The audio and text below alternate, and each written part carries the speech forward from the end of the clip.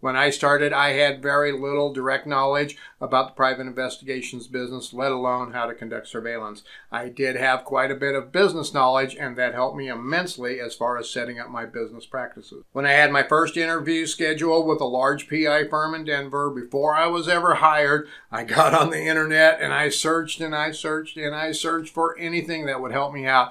That is just how I roll, folks. I never do anything blind if I don't have to. Then I ran across a set of videos that another PI was so gracious to make and release that covered many of the steps of how to conduct surveillance. This helped me out so much. I learned some of the most basic things, like I need a camera. I need a way to get my video off the camera and onto my computer with a date and time stamp on it. I need tinting for my windows in my vehicle, how to set up on surveillance, how to obtain video, what to document, how to follow, and more. Folks, that was my inspiration for creating the PI Guy channel, and it is still my inspiration today. This video is sponsored by OREP Insurance and Working PI Magazine. OREP is a leading provider of private investigator liability insurance. Visit orep.org for a quote today. Now, when I went to that interview with that large firm, I literally knew more about surveillance than they did. At least I had more ideas of how to do surveillance and be successful at it. So once I was hired as a 1099 contract employee with them, I had to gear up, and I had to gear up fast. I didn't have a ton of money to throw at the business, so I got onto eBay and I found myself a good used little Sony camcorder and an extra battery for it. I also purchased some software called Pinnacle Studio that came with a device called a Dazzle that I could plug my camera into and play the video back from the camera right onto the computer with a date and timestamp on it. Back in 2008, getting the date timestamp was a real pain in the rear. You first had to have a camera that you could set the date and timestamp in it. Then the camera also had to be able to display the date and time during playback. Then the camera had to project that date and timestamp back to an external monitor through a device like a Dazzle. And you know what? Not all cameras did all of that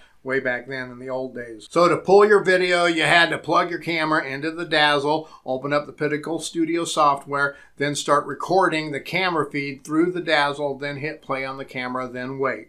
And then you waited, and then you waited some more, and sometimes, folks, it took forever. If you had 1 hour and 30 minutes of video, you had to play back all 90 minutes of that video in real time to get the video. Then, if there were any glitches, you had to do it all over again. This was a huge time suck, as my computer couldn't do anything else while this was happening, or it would surely glitch out the video. I actually had one computer that was dedicated solely for doing my video editing. Then you had to edit the video, taking out all of the video shots that didn't pertain to the subject, taking out long periods of nothing, taking out the squirrel and the rabbit shots that you got because you were just bored and you wanted to show them to your children.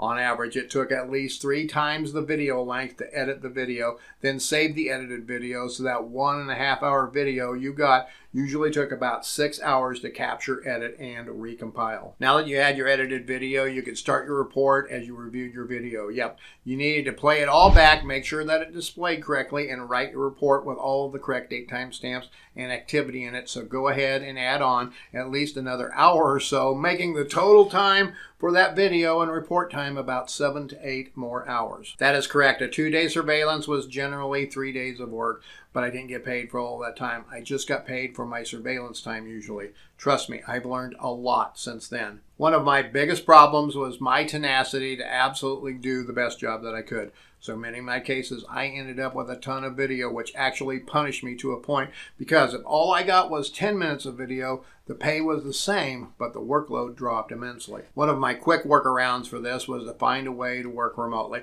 This was no easy feat either, folks. Back then, there was no 3G, no 4G, no smartphones for that matter, and very few, if any, Wi-Fi's to connect to. And if you were really, really lucky, your old school flip phone might have just enough signal for you to make a phone call just about anywhere. I decided to invest in productivity equipment after a few months because I was literally getting enough work to be out doing surveillance 6 days a week. But if I had great video on all of my cases, it meant I was working 14 to 16 hours a day to get my videos and my report done in time. So I went back on eBay. I found myself a second Sony Handycam, just like my first one, and I got myself a good used laptop computer, which wasn't cheap back then, and my first DC to AC converter box that I could plug my laptop into, plug it into my car's lighter, and I could keep my laptop powered on all day. Then I created an in-vehicle work process where I used my old number 2 pencil and a Big Chief tablet, I mean my legal pad, to take notes instantly after I got video. I would review the clip I got, write down the time, take the notes. I also started deleting clips that were irrelevant so I didn't have to pull them and delete them out during the edit, which saved me a ton of time. So what video am I deleting, you ask? Great question.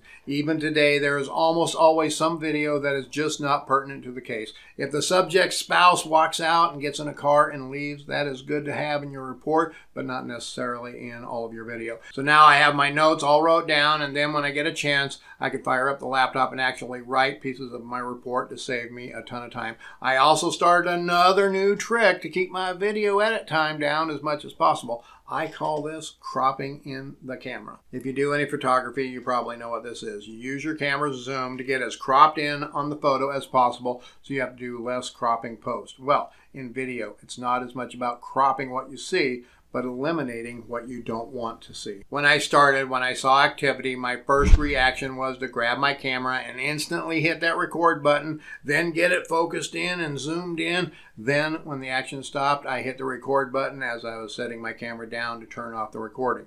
This meant there was almost always a lot of shots of the interior of my car and other non-desirable video that needed to be edited out. What I did was I made it a habit, which I still use today, to bring my camera up, get it focused and zoomed in, then I hit the record button. Then when the activity is over, I hit the record button first to turn off the recording, and then I set my camera down. Now, almost 100% of my video segments left on the camera are segments that I want in my final video. No garbage, no editing, or very little. I made notes on my notepad if I needed to edit a segment too, so I knew that going in. When my surveillance day got to an end, instead of waiting to get back to the home and do everything, I grabbed my camera, I hooked it up to the dazzle right there in my car, and then I hooked up to my laptop. Then I started the video grab on the laptop. Most of my cases were a good distance from home, so many times I was able to grab all of the video before I ever got back home. When I did get back to the office, all I usually had to do was review the final video